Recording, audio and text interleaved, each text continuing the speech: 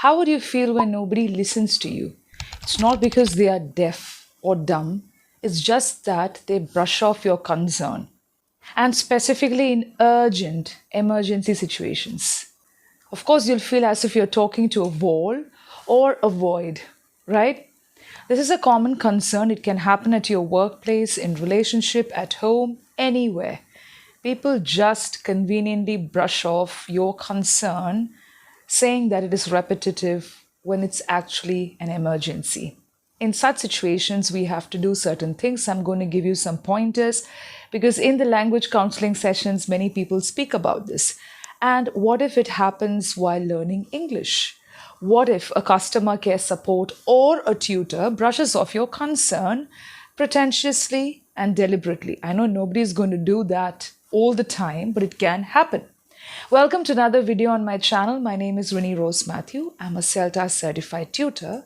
Remember, all the tutors and people who reach a particular level would have gone through this experience at least at some particular point of time. So you'll definitely feel disappointed, awfully down. Even before feeling disappointed, you will have the question, is it because they didn't hear? You'll try repeating it in different ways. You'll try talking about it, talking over it. Suppose there is a Cold War. Yes, it happens. But what if people just say, oh, it's repetitive, it's not of concern anymore? The first thing is, when it happens in a workplace, I'm going to give you some situations, you have to go for strategic documentation. We are not applying any strategic move here, but strategic documentation. When you take it in a formal way, you have to send an email, for example, instead of sending WhatsApp messages, because it becomes a document. Yes, I know, people brush off even emails. They may just say, I didn't see it. Oh, I happened to not check my emails. But still, it becomes a document. So begin with strategic documentation where you express your concern in a semi-formal language, if not formal, all the time. But if you're going to wail, whimper, complain, make it repetitive, I don't think people are going to listen to it. And they may even go to the extent of saying that it's your personal problem and not the team's, when really it is the team's concern. Documentation is definitely encouraged in a formal space. When you send emails, when you report calls, especially the calls that you make from your company mobile phone, etc. What about homes? You can document. Not that you send emails and write it down, but you can go for action. An action that may not hurt others. See, when you express a concern, if nobody listens to you, and if you feel that it is just concerning your growth, your career, and if it doesn't hurt anybody else deliberately, intentionally, purposely, then you can talk about it. If talking doesn't help, you have to take the action in such a way that you treat the problem or the scenario. Let's consider this as a scenario in an objective way, not in a subjective way, where you tell yourself that it is not the problem with the person you're talking to, but it is exactly an overview. There are some students who say, I want to go for a particular course, but the parents may not agree. Even when the students show interest, some parents may say, no, that doesn't have any scope. You have to go for some other professional course, not art. For example, today I know in India many parents are forward minded, but still you have parents who don't agree to that. You may have a spouse like that. You may have a sibling like that. You have to treat it objectively and go for the action. You can say, I think this is what I'm good at. Otherwise, I'm going to face the consequences. Let me see if I can do it. It's not that you're taking a step forward to hurt others, but you know what you're capable of. But remember to be responsible for your actions. You cannot blame somebody else after taking the move. This phase is known as verbal pleas to paper trails instead of pleading. Even when you go for an interview, do not plead, however good the position is. Paper trail, okay? The kind of transition in an authentic way. Because we are living in the digital era, and when you face a problem, or when the company or even the other person faces a problem, they're going to have this kind of approach. It is a constructive approach. I'll give one example of how to document. You can give the conditions. If this happens, then this is what we're going to face. You can use the basic conditional sentences to express this. So I'll give a very easy, simple example. Suppose you have these baby wipes.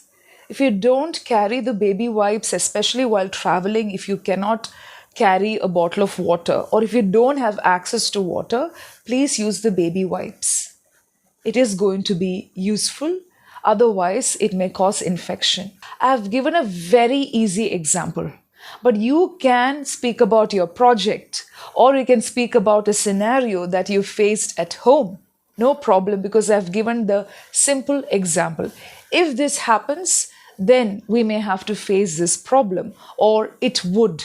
You can create your conditional sentences in the way you like, but just make sure that it is sensible. Just like that, you can communicate. When it is an email, you have to speak about the consequences. Be very clear, why are you proposing this, or why you're saying that this shouldn't be done or this should be done. The second point, use the objective impact framework. Now, this is something that we forget. Though we know about it, we forget. So earlier I told you, when you document something, the problem is lifted off your shoulders to the team. I mean, it becomes a we problem, not I or me. Whenever you say, I have to use this, I want to do this, or my concern is, it's more about the team. Or when it is something pertaining to the family, or if it's a dangerous situation, I think we have to. There are people who brush it off still, even if you use we, I, she, he. It can also be made a big chaos, but still, documentation can help you in some way. Action can also help you. So, what is the meaning of objective impact? This is also connected to the previous point. Some people just think that it is your personal concern. I told you this earlier. You have to avoid using emotional language, or at least do not have emotional tone in your language. I know when you're concerned, when you're really particular about the well-being of a relationship, for example. I gave an example in the previous point with reference to workplace. But now let's take an example in a relationship. Instead of being emotional, instead of becoming emotional, or instead of expressing the feelings, I'm not saying that you shouldn't be genuine. I think you have to keep away the emotions for some time and sound a bit more assertive. Assertive in a polite way, where you may say that this is what we have to do in the future, or we may have to face this. Even if you use we, you may end up becoming emotional. And these are the places where people really pick on. They'll say, it's your problem, it's your personal anxiety. It's only that you're scared. It's only that you're anxious. Why are you always scared? It's not like that. Okay? If it is a dangerous situation, if it's a health concern, people can just say, why do you think about the worst scenario? It will not happen that way. You don't have to consult the doctor. Oh, it is just a lump. It's just a lump. You don't have to even bother about it. Do you have the proof that it is just a lump? Do you have to refer to the doctor? Instead of taking too many suggestions or advice, you can decide for yourself. The action is important. Of course, emotions come. We all are emotional beings. There's nothing wrong in expressing yourself. There are some people who say you don't have to cry. If you're strong, you will not cry. They also ask the men to not cry. You know something, when you cry, you're ventilating your feelings. And only people who are strong can cry, shed, and then arise. If you're going to cry, if you're going to stay like that for years and months, then it's a big problem, because you're not shedding, you're not ventilating. Actually, you're staying in the same loop. You keep on thinking, you're not moving forward. That is when you have to talk to the experts. But otherwise, you're shedding. It's because you're strong. It's because you have some concern. It's because you have the courage to cry, you're doing it. Whether you cry in front of 100 people or just alone, it's just a matter of choice. But there are people who say, hide your emotions. Don't cry. If you cry, people will think that you're not strong. It's not like that. I've done a video titled Women Empowerment, Men Empowerment also. This is applicable to everybody, not just women. So objective impact is trying to treat a problem from the external or from the third person perspective, where you keep away the emotions for some time. So I have to give an example, just like how I did with the baby wipes. Suppose you say, I'm afraid this shirt is expensive. I don't know where to find affordable shirts. I mean, is it available online? And then your friend says, yes, it is available online. How come you don't find affordable shirts? All of us can do it. So you can put it in a different way. Um, I've been surfing the internet for a very long time. We need to arrange something for the team as return gift. I don't know where to find the affordable shirts so that we can give this as a return gift after the camp. So here is a camp where you want to give return gift in the form of a shirt to every volunteer, for example. And your friend says it is your problem. You're only not able to find. But you can try it in a different way. I've been trying to find something affordable, but can you just help us, help the team to find something affordable? Or do you have any idea of where to find these kind of affordable shirts? Instead of always using I. I'm not saying you have to avoid I because I is important. Okay, he is important, she is important, we important, but you give the feeling that you're working collectively as a team. Now, when there is something that is concerning only you, for example, if you're not feeling well, you're running on 1 or 2 degree fever, and nobody is paying attention to the pain you're going through, definitely you have to say, I'm feeling the pain. You can't say we all are feeling the pain. I'm feeling the pain, so you should feel the pain with me. It's not like that. So instead of getting emotional, you can express it in an assertive way, saying that, yes, I'm feeling pain. I'm not able to sleep. There's of very high concern. Then go for the action if nobody pays attention. Take in the help. You have to consult an expert. So when you consult an expert, the expert will know how to go about it. I mean, good people. I'm not speaking about people who pretend to be counselors or who pretend to be doctors. Okay? So for the well-being of the patient or the person you're consulting, they will also try to say that this is not subjective. This is a problem of the team or the entire family. It should be discussed collectively. Can you bring the other person also? Suppose you're having a problem with a person in a relationship. The counselor or the authority may ask you to bring the other person if they are willing to. If there is a discussion, if there is a space for discussion, definitely things can be discussed in a constructive way.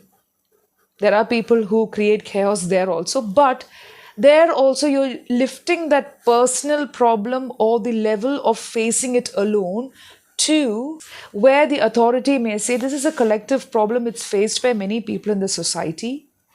The other day, I heard one of the learners telling that he is going through a serious health problem, like a rash. And there are people who make fun of him in the family. So there was an expert who told him that this is something that everybody goes through. And then he talks to 2, 3 members in the family saying that you have to acknowledge that the person is going through some kind of difficult phase, especially when the rash erupts. You have to support him, try to help him eliminate this or at least rectify it. Be a support system to him. When you consult an expert, they will give the information, they'll spread awareness saying that it is faced by many people. You don't have to mock. It's only your personal gain or you're trying to gain something out of it. It looks like a personal gain, but it's not actually a gain. Okay? So what is happening here exactly? The problem that you're facing steps or at least transitions from a personal problem to something that is dealt by a third person. So when the third person maintains a neutral tone, of course, there are people who know all these things. There are people who know the challenges faced by others, but you can take a support system so that you get some confidence to take the action. All these things are done not to pacify them or to convince them or to negotiate or to make them support you. Because once you leave the counselor's room or the expert's room, things can again fall back. Things can again repeat in a loop. But you'll get the confidence to take the action because motivation comes from action. I hope this helps you and happy learning.